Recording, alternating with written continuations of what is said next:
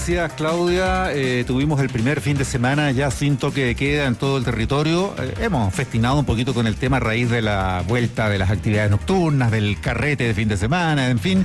Pero hay consecuencias también bien claras a nivel urbano, de transporte público, porque volvieron, al menos en parte, los recorridos de la locomoción colectiva durante la noche, que se habían suspendido todo el tiempo durante toque de queda, ¿no es cierto? Había horarios de término del funcionamiento de metro, de la locomoción de superficie, mucho más temprano que lo normal. ¿Qué tan normales estamos hoy cuando comienza esta nueva semana? Lo vamos a conversar con Franco Basso, experto en transportes. Él es doctor en transportes y logística, académico de la Escuela de Ingeniería Industrial de la Pontificia Universidad Católica de Valparaíso, y lo tenemos en la línea. Franco, ¿qué tal? ¿Cómo estás? Hola, ¿qué tal? Buenos días, ¿cómo le va? Buen día, muy Franco. bien, gracias. En el análisis previo, como que no se podía prever mucho porque la vuelta a la normalidad aquí, como decíamos, parece paulatina. No están todos los servicios repuestos durante la noche, pero después del fin de semana, ¿qué se ha podido observar? ¿Hay algún dato respecto de cómo anduvo el transporte público nocturno, no? Todavía el Ministerio no entrega ni un dato al respecto. Yo supongo que durante esta mañana vamos a tener mayor claridad con respecto a qué es realmente lo que ocurrió. La información que nosotros tenemos tenía que ver con lo que había planificado, que era que durante este fin de semana íbamos a tener el retorno de 43 servicios de operación nocturna de Transantiago, que si bien no son todos los servicios que pueden operar de manera nocturna, permiten cubrir el 100% de la ciudad de Santiago, y iba a permitir comenzar a tantear un poco cómo iba a operar este nuevo escenario. Fíjense que se trata de una situación absolutamente nueva para todos. Llevamos más de 500 días en toque de queda. No sabemos bien cuál iba a ser y cuál va a ser el comportamiento de las personas en situaciones nocturnas, pero cuando uno mira experiencia internacional, por ejemplo, lo que ha pasado en España o en Inglaterra, donde se han generado fiestas muy masivas y que han ido durando durante semanas, claramente uno debiese esperar que los patrones de movilidad cambien bastante. También fíjense que hay una gran necesidad por parte de los restaurantes, por volver a mantener sus negocios. Es esperable que se vayan generando situaciones de hartas fiestas masivas. De hecho, sin ir más lejos, el día jueves, que fue el día jueves en la noche, que fue el primer día sin toque de queda, hubo una fiesta masiva de 900 personas en los alrededores de Santiago, y es posible que ese tipo de situaciones vaya replicando.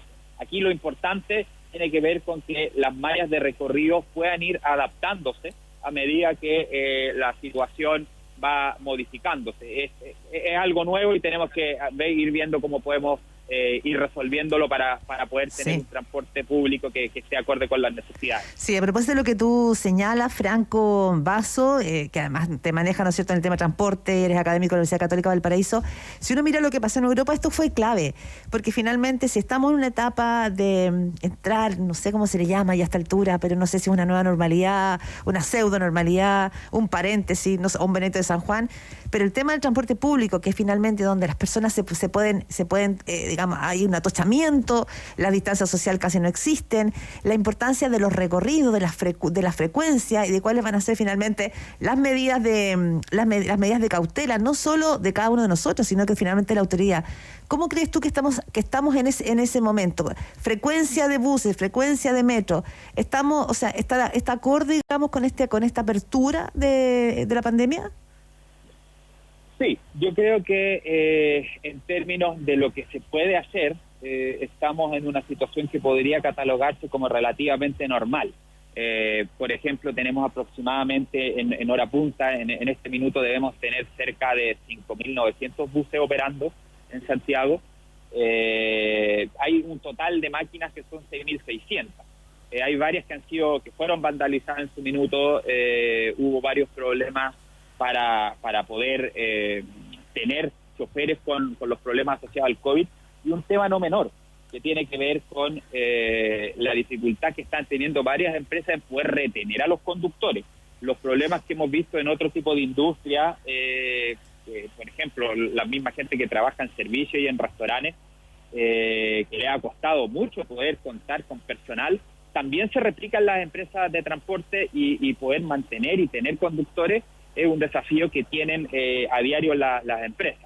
Yo creo que con la situación actual en la cual todavía se mantiene un teletrabajo de alrededor de un 15, un 20% del total de las oportunidades laborales, en las cuales las universidades están retomando su presencialidad, pero de una manera muy paulatina, la cantidad de buses y las frecuencias que tenemos son adecuadas.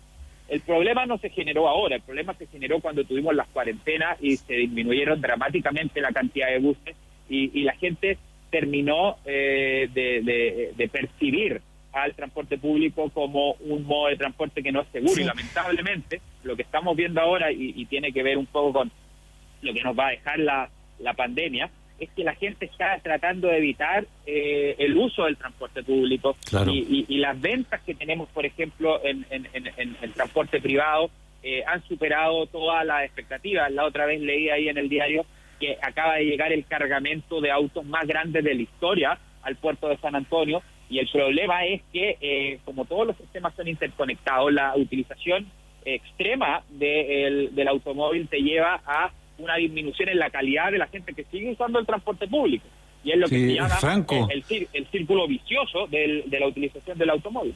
Sobre eso mismo te iba a preguntar, porque ya se ha vuelto un tópico en estos días hablar de cómo volvieron los tacos, y ya a toda hora del día. Efectivamente no hay casi diferencia entre horas punta a rato, en algunos sectores al menos, y horas valle. Veo hoy día en la portada del diario El Mercurio, por ejemplo, que las velocidades no superan los 22 kilómetros por hora. Incluso parece como que esa velocidad no es ni tan mala frente a lo que uno le toca muchas veces enfrentar de verdad en un taco. Esto es sin precedente, la cantidad de vehículos circulantes por nuestras calles, y IFES y retiros de fondos de pensiones de por medio, no se había visto nunca, ¿o sí? No, tenemos hoy en día el tráfico más grande de toda la historia. Y ese tráfico, la mala noticia es que se logró con todavía mucha gente que no está saliendo a trabajar. Seguimos manteniendo un 15% de teletrabajo en varios rubros.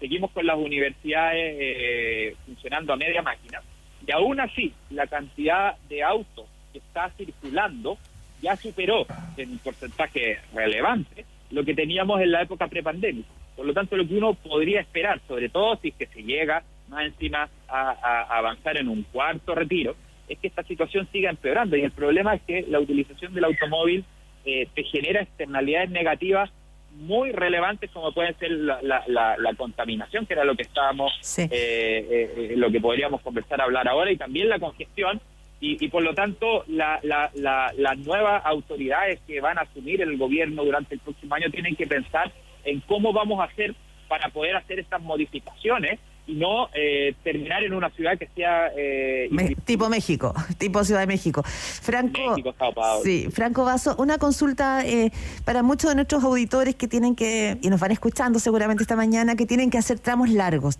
Quiero volver al transporte público, ¿no es cierto? Es decir, no es lo mismo tomarte una micro, tomar el metro desde Ñuñoa, desde el paradero 14 de la Florida, ¿no es cierto?, a una persona de Puente Alto, de Cerro Navia, de zonas más lejanas.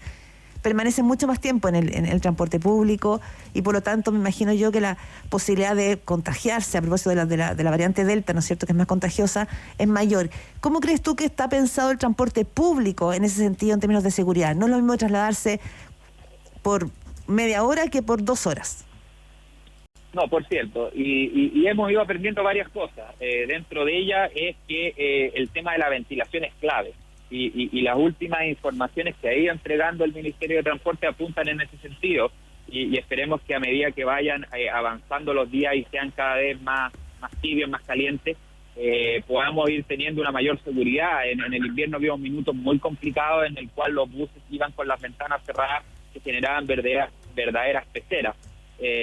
Tenemos que avanzar en políticas que sean más estructurales y que nos pueden ayudar en este contexto de pandemia, pero que debiesen ayudarnos también para la ciudad en su conjunto, como puede ser coordinar ingresos y egresos diferidos al trabajo dependiendo de los distintos rubros.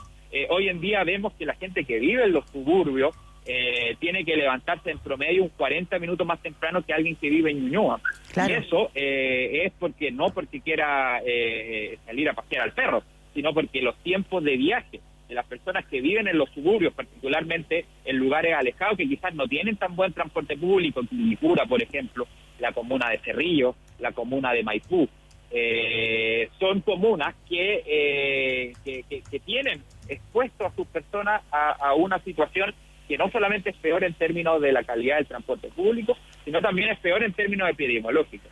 Y por eso, en el mediano plazo, la solución sí o sí va a ir por mejorar la infraestructura con la cual dispone Santiago y poder avanzar con las líneas de metro que se han retrasado bastante durante esta pandemia con el tema del efecto del estallido social y por lo tanto debiésemos poner todos los esfuerzos para poder tener cuanto antes la línea 7, 8 y 9 que finalmente van a ser quienes logren resolver en gran parte los problemas de aquellas zonas en particular. Una persona que vive en La Pintana, por ejemplo, y que con la línea 9 va a poder acceder a un servicio de calidad, va a haber disminuido sus tiempos de viaje en un 50%. Y finalmente tenemos que seguir avanzando en tratar de generar esta mayor equidad, porque justamente una de las cosas que ha dejado la pandemia, que ha dejado la interacción con el transporte público, la gran diferencia que hay en situaciones y servicios públicos, como pueden ser los buses,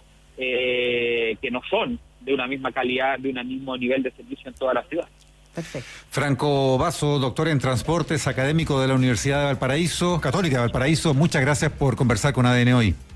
Muchas gracias, que estén muy bien. Nos vemos, hasta Muy luego. bien. Buenos días.